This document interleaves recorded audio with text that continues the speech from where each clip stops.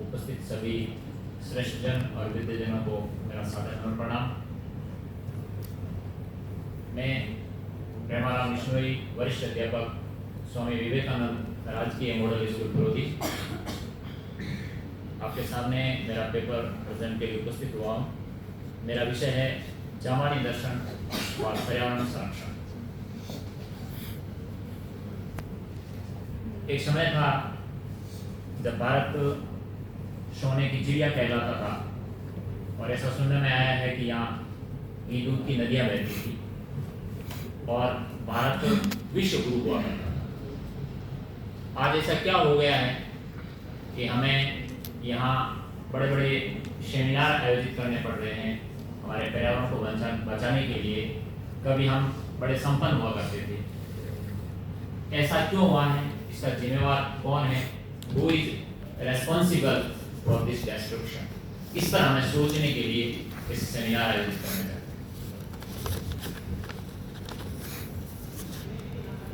पर्यावरण संरक्षण क्यों जरूरी है? पर्यावरण से हम जिस आवरण में हम रहते हैं वो शुद्ध होना जरूरी है। उसके लिए हमें क्या करना? हम क्यों रेस्पॉन्सिबल हैं? हम इसलिए रेस्पॉन्सिबल हैं कि हम हमारे अधिकारों की तो मांग करते हैं पर हमारे कर्तव्यों पर ध्यान नहीं देते। हमारे मूल संविधान के अंदर भी हमें मूल रूप से 7 अधिकार दिए गए थे, बाद में उनकी संख्या 6 कर दी गई। उसमें संपत्ति के अधिकार को हटा दिया गया। इसके पीछे भी एक रीजन था, यदि संपत्ति के अधिकार को नहीं हटाया जाए तो हम उस पर पूरा अधिकार करके बैठे। कर्तव्यों की संख्या मूल रूप से 10 थी, बाद में एक बढ़ाया गया, संख्या 11 की। ये भी हमें एक मैसेज दे रहा है। इसमें मैसेज हमें ये है कि हमें कर्तव्यों की पालना पहले करनी है, उनकी संख्या भी ज़्यादा है और अधिकार कम रखे गए हैं, फिर भी आज का मनुष्य अधिकार मांगता है और कर्तव्यों की पालना नहीं कर रहा। पर्यावरण क्यों अशुद्ध हो रहा है? उसके पीछे सबसे बड़ा कारण यही है कि हमारे कर्तव्य ये है कि हमें पर्यावरण को बचाना है, जबकि हम यूज और थ्रो की टेक्निक में आगे हैं। जहाँ भी जाते हैं पर्यावरण को अशुद्ध करके लौटते हैं। वहाँ की जो तकनीक है कि हम प्लास्टिक फेंक के आते हैं या कचरा करके आते हैं, तो जबकि हमारा कर्तव्य ये है कि पहले से वहाँ यदि कोई गंदगी है तो उसे हमारा कर्तव्य समझकर उस पर्यावरण को शुद्ध करने में अपना योगदान दें। मेरा जैसे विषय है जामानी दर्शन। हालांकि पूर्व वक्ताओं ने बहुत कुछ बता दिया कि जामानी दर्शन में पर्यावरण के लिए क्या सिद्धांत है, क्या नियम है और कब से ये लिए गए।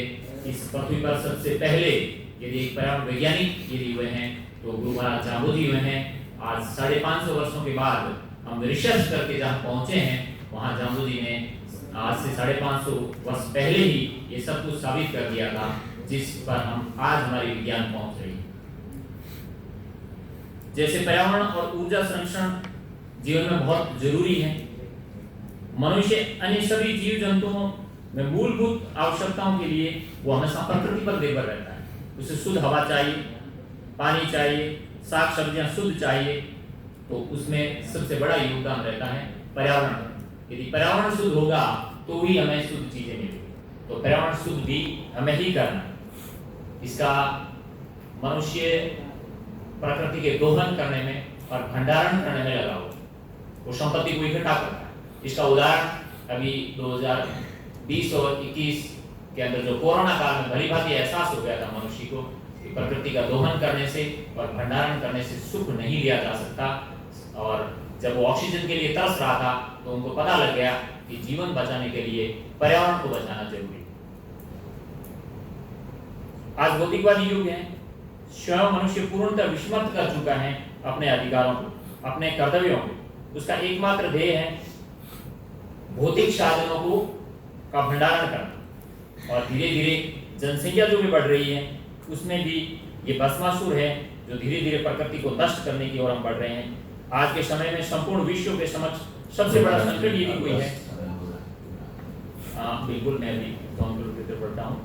मध्यकाल में मध्य प्रदेश में भगवान जाम्बुजी ने जो संतुलन स्थापित करने के लिए उनके जो अनुयायियों को जो 29 नियमों की आचार संहिता दी थी, उस आचार संहिता को पालन करने वाले विष्णु कहलाए थे। पहले भी यहाँ एक विषय आया था कि ये केवल विष्णुओं के लिए नहीं है।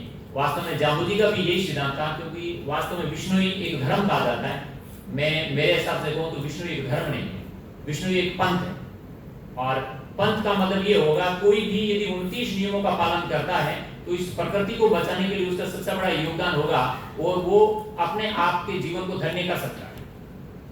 तो ये एक पंथ है और सभी के लिए ये खुले, जो भी प्रकृति बचाने के लिए नियमों का पालन कर सकते हैं।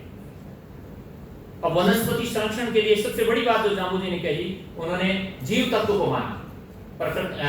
जो वनस्पति है उसमें जीव तत्व की उपलब्धता को सिद्ध किया, और बाद में हमारे वैज्ञानिक तत्व और डॉक्टर जगदीश चंद्र बसु ने बहुत बाद में ये साबित कर दिया कि जिस प्रकार से मनुष्य में जीव है, प्रकृति के जितने जीव हैं, वैसे ही ये जो वनस्पति है ये सजीव है और इसमें भी अपना जीवन।